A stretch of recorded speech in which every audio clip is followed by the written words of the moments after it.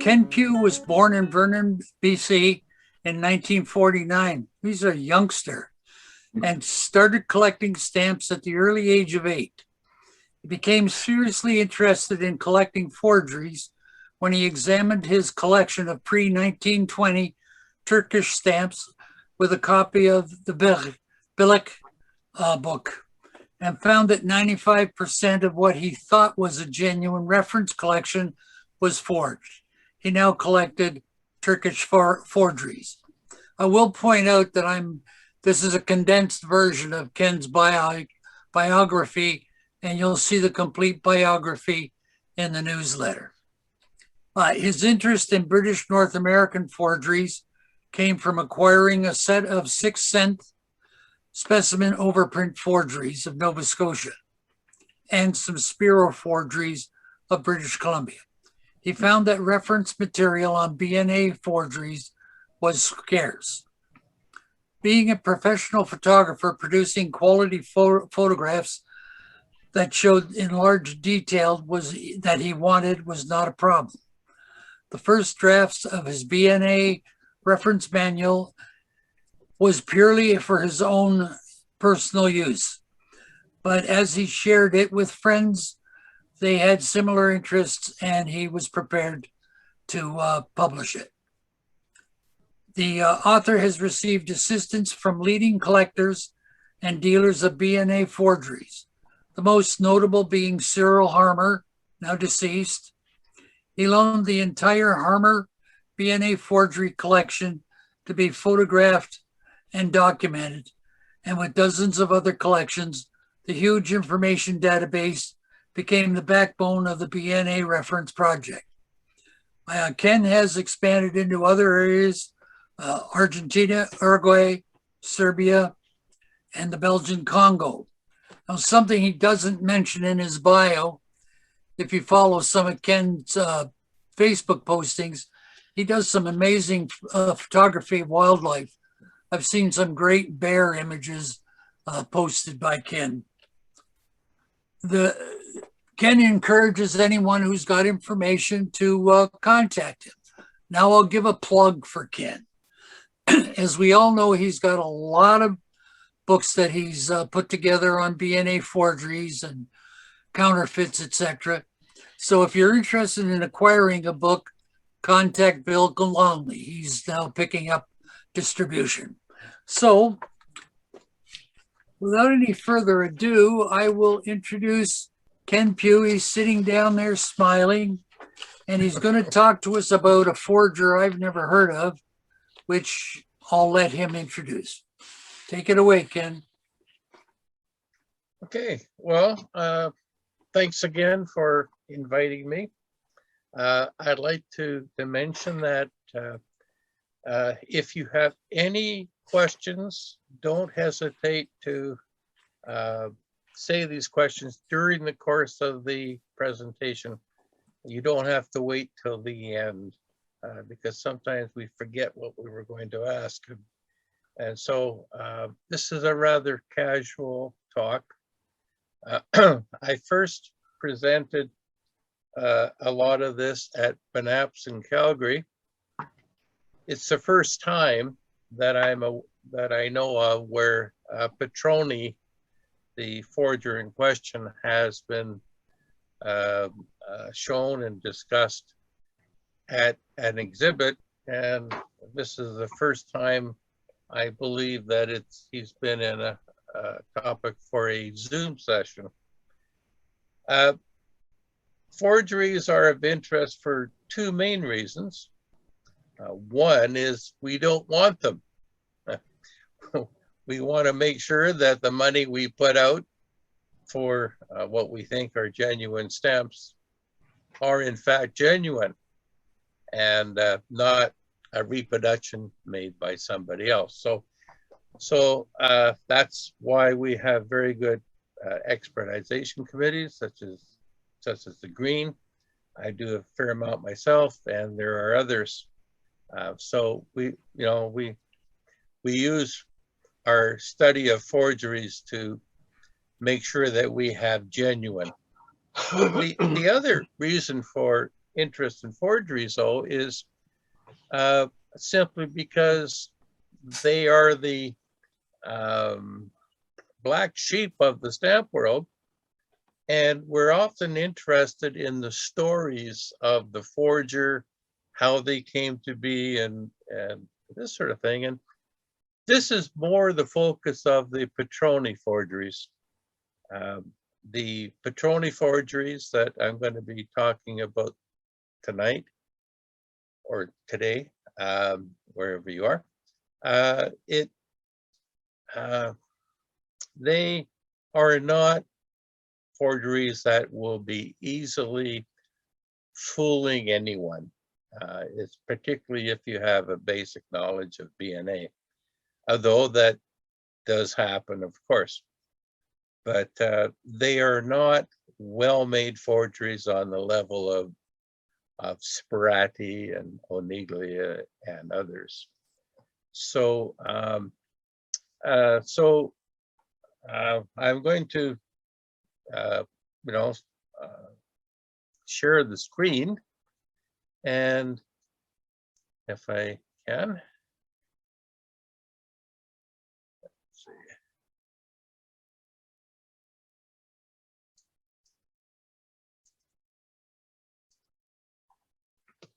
Now, help me out here. Are you able to see the title page of a book? Yes. Yeah. Okay, and I'm not sure whether it's the right size on your screen. I can enlarge it maybe, but this is a relatively recent book that I produced on Patroni. It was published this last summer, prior to going to CAPEX. And it's release 26, and thank you, Ken, for mentioning that Bill Longley has taken over the distribution of the books that I write, giving me the freedom simply to research and write. Now, did that switch over to the next page? Fine. Okay, well, this is the title page of the exhibit that I had in Calgary, and interesting. Patroni, you can tell by his name, is known as the Italian forger. He was not identified as the forger other than the Italian forger in the literature we have, going back quite far back into Smithies and anyone writing on BNA forgeries, including my own books back in the early 1980s. We didn't know who made these things, and so, but there was word that it was made by somebody, not just because of the name, but somebody who was in Italy. But interestingly, the forgeries themselves were not made in Italy. Most of them were made in the United States. This is a lot of new information here about this person, and shedding some light on how we know who this forger was. And my own exposure to Patroni was by seeing an article pre-publication by Gerhard Lang-Valchs, a Spanish researcher who does a fair amount of research on a fellow by the name of Torres. And in one of his articles, he mentioned the name Patroni.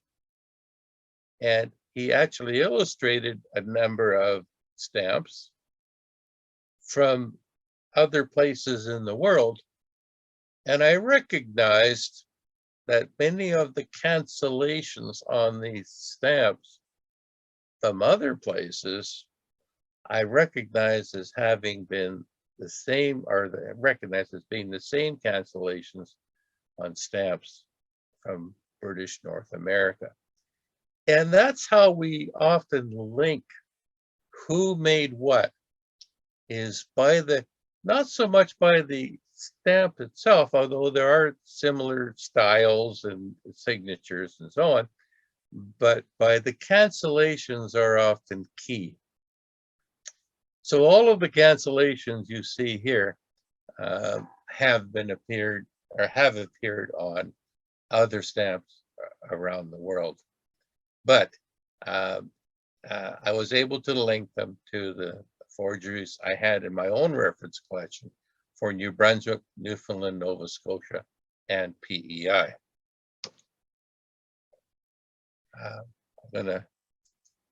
Okay, so the fellow was born in Italy. I don't have the exact date, but he moved to London and the West Indies later on, but he ended up in Philadelphia, where he associated with Samuel Allen Taylor. There's an interesting link to Taylor that occurred later on. He was arrested in 1875 for forging the stamps of Nicaragua. And his fraud trial was the first of its kind in philatelic, or of a philatelic forgery. There were other arrests for defrauding the government, but he was the first one that he was arrested for defrauding collectors and dealers. And anyway, there is an account of his trial, which I'm going to be talking about later on. He was found guilty, but he didn't end up in prison. But he later moved to Venezuela, where he died in 1881, and so on. But the interesting thing was, as well, is what's coming to light now, that many of the forgeries that we attribute to Zechmeyer, Spiro, Fournier, Torres, Niglia, and others are actually now Patroni forgeries.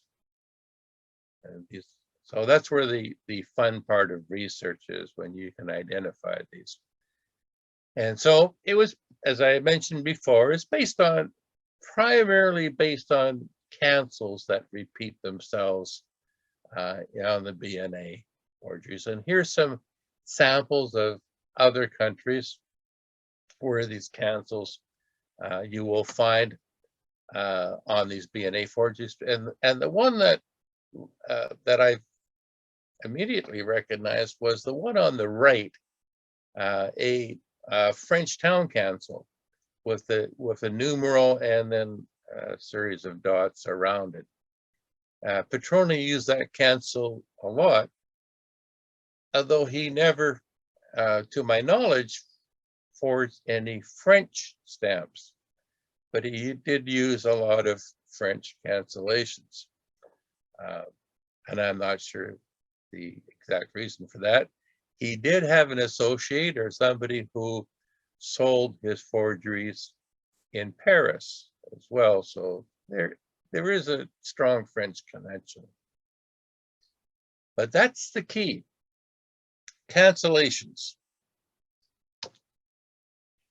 This is the association for somebody in Paris. And I'm not sure yet, but I'm still working on this as to who this person was. It will come out. And there is a group of Patroni forgeries of Nova Scotia, which we call the Rainbow Series. I'm going to illustrate those later on, and you'll see why it's called the Rainbow Series. But okay.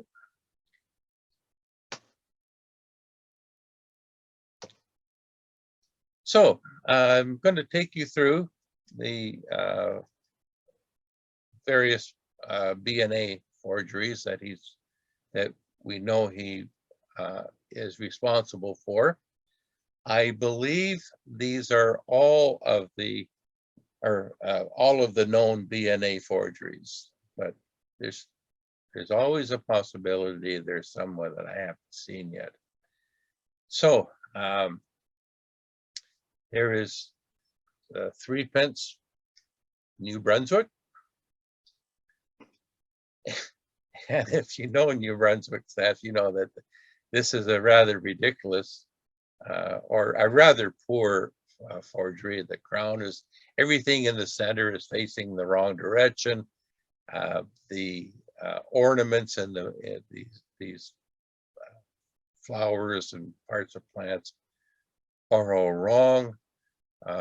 It's a very poor forgery itself. It's not going to fool anyone, and especially when you compare it, and all of the forgeries, Patroni forgeries I have, you will see the genuine compared with it. And so I don't have to go into all the the little details of every forgery. It's you can see in the text, but there's quite. This is one of his poorest forgeries. Questions so far?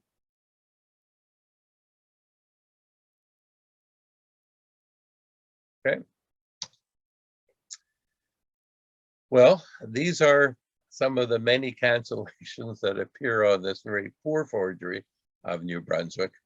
And you can see there's the French one. Can you see my cursor move? Yes. Okay, so here is the typical French town council of the day. This one here, the grid council, there is some BNA grids and so on, but not quite like this. And these circular councils, these words are in French here. And again, he seemed to have a very strong French influence when he devised his cancellation types. So that's all the record for New Brunswick. Newfoundland, there are more, and as a typical Patroni forgery here, it's facing the right way, better. And he may have used a photo process to begin his design construction with, because it's fairly close accurately to the genuine, close enough that it would be very difficult to simply draw the forgery.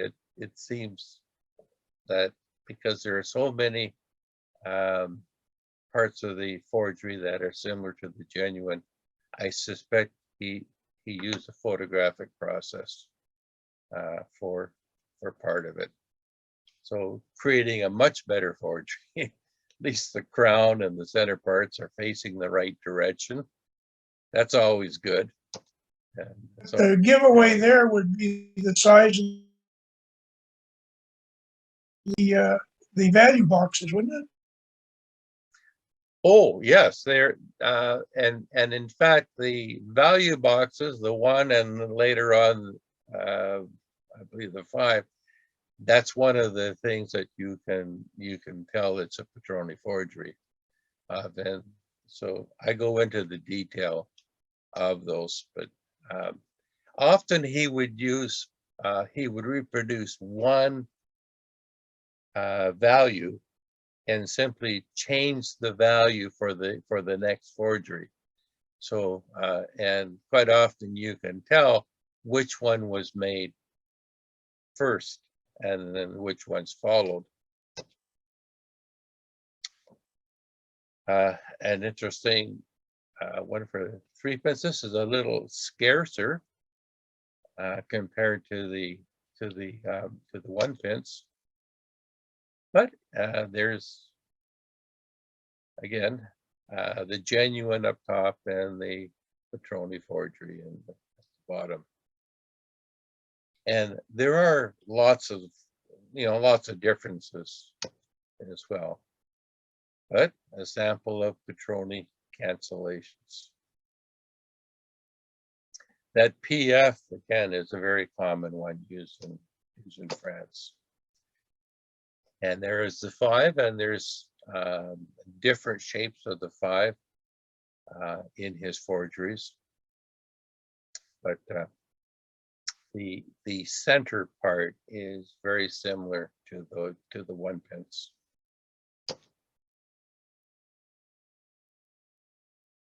And again, similarities between the genuine and the Patroni forgery. This is a better forgery than some of his others. And I suspect that this one could fool a lot of folks that don't know BNA issues very well. So in some aspects, his forgeries can be dangerous.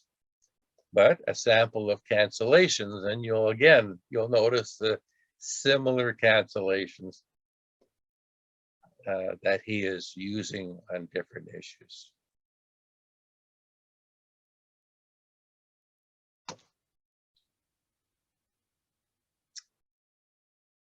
This one here from the Werner collection.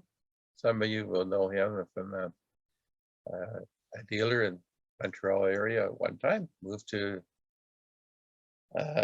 New Zealand. But I was able to acquire a lot of his forgery reference material. An unusual cancellation, bogus, of course.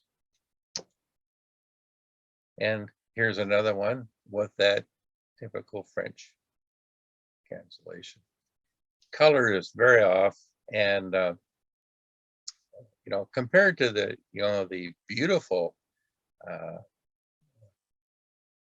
genuine, it's again very poorly done. And I wouldn't have recognized it as Patroni's forgery without the cancellation. Okay, this is the Nova Scotia, and it's the Rainbow series, and you'll see why. The interesting thing, or what you can tell it right off the bat, is this thing here. I don't know whether it's like an acorn or just an odd shaped leaf or whatever, but it's totally wrong. And when you consider that this and over here is they're so different, and so it's actually a very poor forgery, but one of the most common.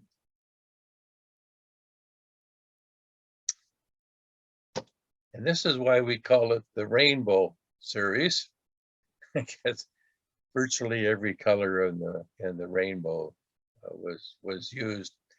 And that's a trick, or a style that his American friend Samuel Allen Taylor did quite a lot of, for reproducing the same forgery in a multitude of colors.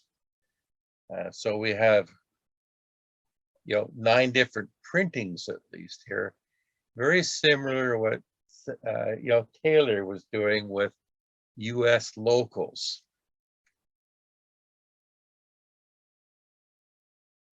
But only one color is sort of correct here.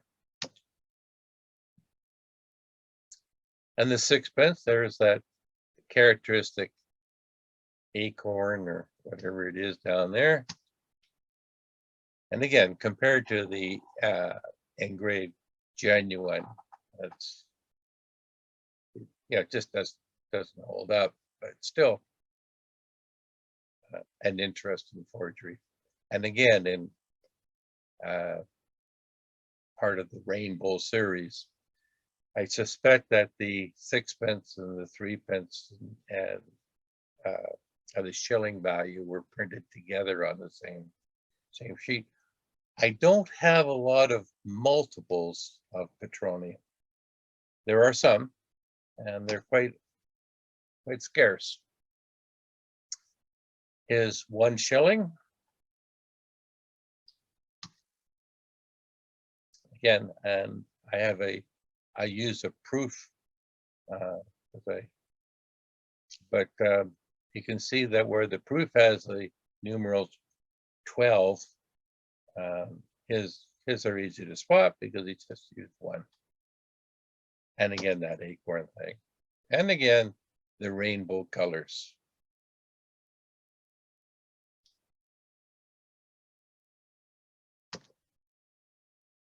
And some of the cancellations. Again, similar cancellations you'll see. And this makes it very, very easy to spot Patroni forgeries in different countries and so on. And there's those same cancellations, the French PD and other cancellations that you've seen earlier. Should mention that Patroni forgeries are generally not expensive. You can go on eBay virtually every day and looking through the 4 Canada provinces, you'll probably see 1 or 2 Patroni forgeries, and they sell for reasonable prices of $15 to $20 each.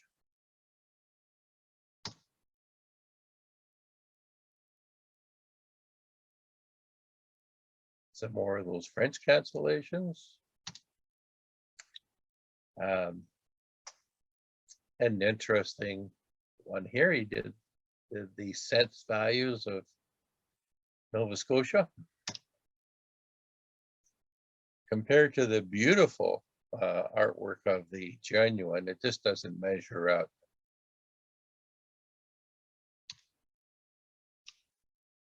But a common cancellation are these bars.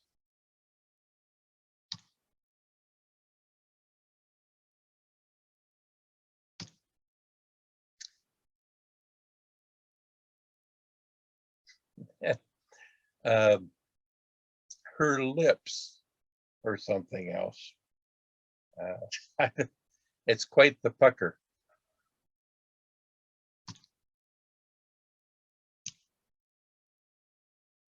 Right there. And those different types. Patroni forgeries are most often mistaken for Spiro cancellations as well. This is the only multiple that I'm aware of.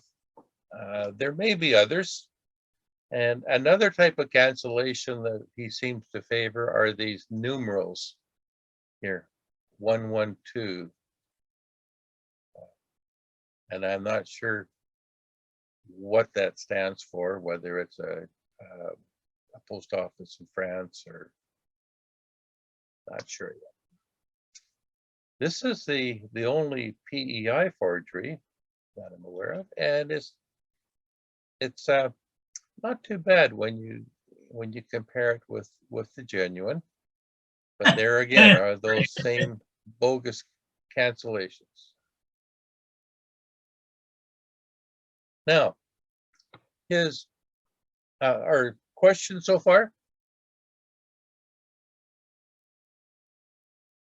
Well, I'll carry on. In 1975, oh, go ahead. Ken, if I can interrupt, that last one he showed does seem to be the only one that was actually perforated.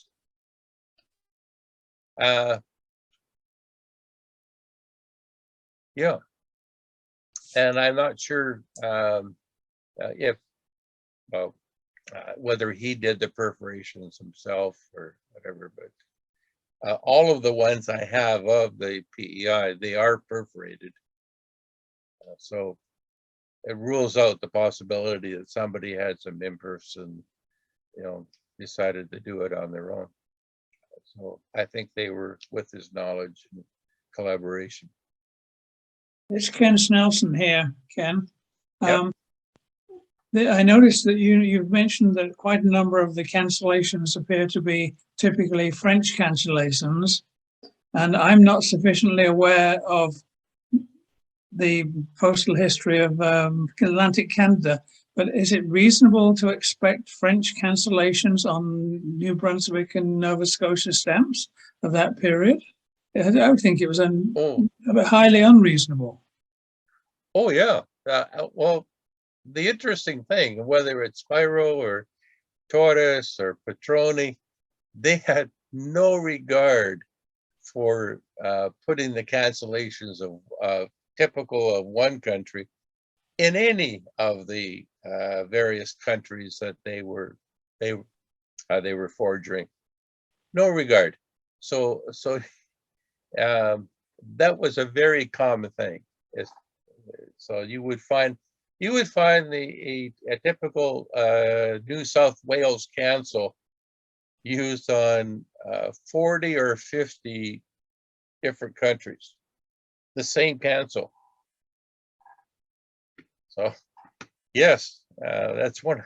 And it's very difficult to find any of Patroni's cancels that you could say are typical BNA cancels, because maybe some of the pen cancels possibly, but or the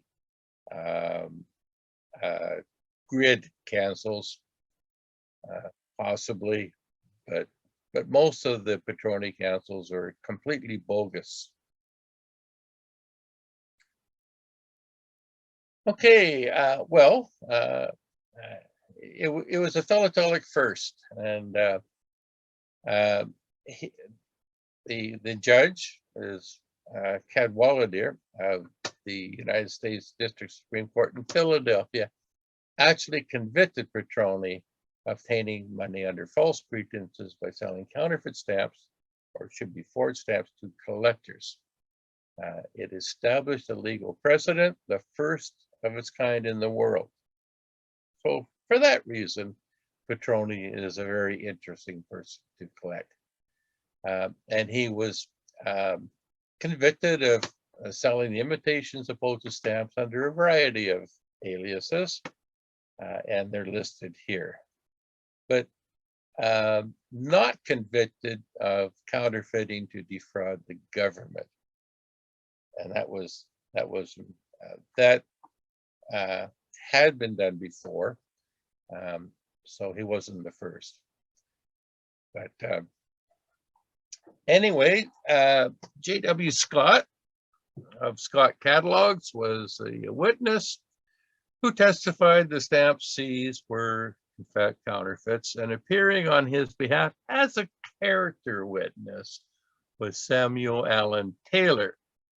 It's interesting that a forger was the person that supplied his character reference. We sort of have a little chuckle over that, but he said that, and he admitted that he had sold counterfeit stamps himself for many years. So, but the interesting thing, and I found most interesting, which makes Patroni's trial stand out, is the judge's comments why he did not sentence Patroni for his misdeeds. And we'll take a look at each one of the countries. Nicaragua. Well, the judge found there was no intention to cheat the government, so there was no criminal intent for counterfeiting, and that part of the thing was dismissed. Egypt. The judge couldn't understand what the hieroglyphics meant. He couldn't read them.